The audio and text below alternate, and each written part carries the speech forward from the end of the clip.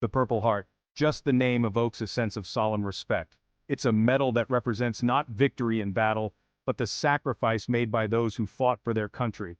It's a symbol etched in the fabric of American history, awarded to those wounded or killed in action. The Purple Heart is a poignant reminder of the human cost of freedom. It's a story that begins long ago, stretching back to the earliest days of the United States. The Purple Heart is, in fact, the oldest military award still given to U.S. military personnel.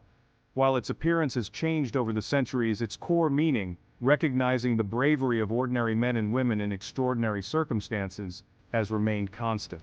But what many people don't know is that the Purple Heart had a bit of a comeback story. It went out of use for over a century, only to be revived in the 20th century. It's a testament to the enduring legacy of the medal's original creator, a man you might have heard of, General George Washington. Picture this. It's 1782, the Revolutionary War is winding down, and General Washington is camped in Newburgh, New York. The Continental Army is short on just about everything. Money, supplies, you name it. But one thing they weren't short on was courage. Washington wanted to find a way to formally recognize the valor of his soldiers.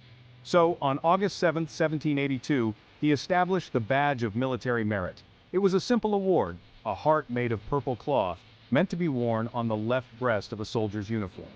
3 soldiers are confirmed to have received this original badge, though there may have been others. The Badge of Military Merit was a revolutionary idea, literally. It was one of the first military decorations awarded not just to officers, but to enlisted men as well. Washington believed in recognizing bravery, regardless of rank.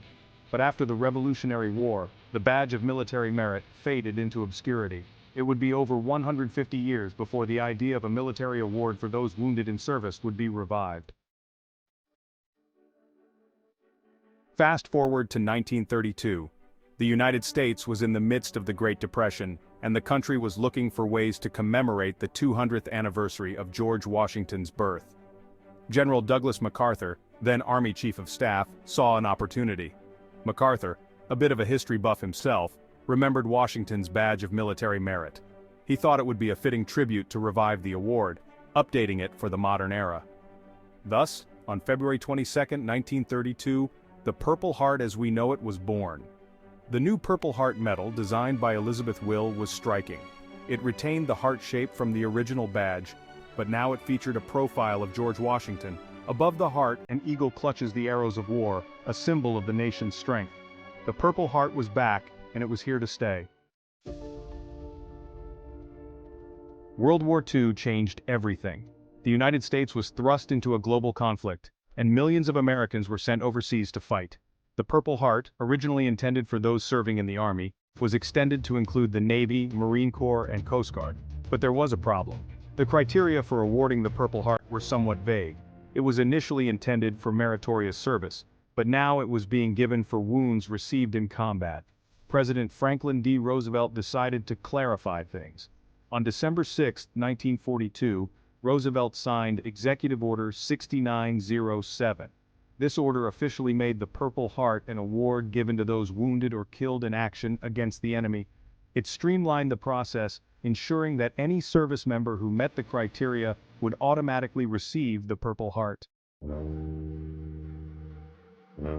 The story of the Purple Heart is filled with stories of bravery and sacrifice.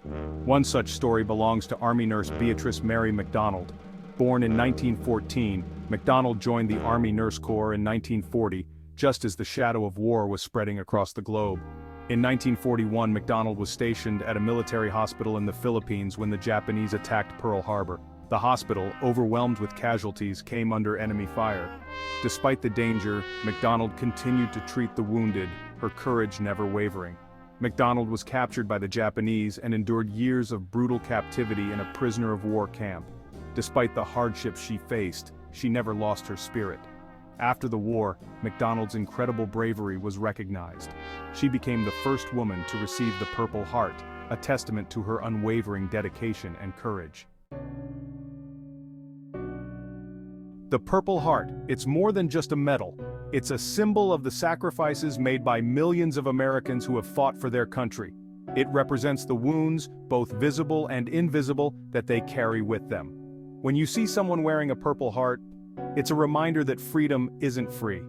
It's earned through the blood, sweat, and tears of those who are willing to put their lives on the line. The Purple Heart is a symbol of resilience, a testament to the human spirit's ability to overcome adversity. It's a reminder that even in the darkest of times, courage and compassion can prevail. And it's a symbol that will continue to inspire generations to come.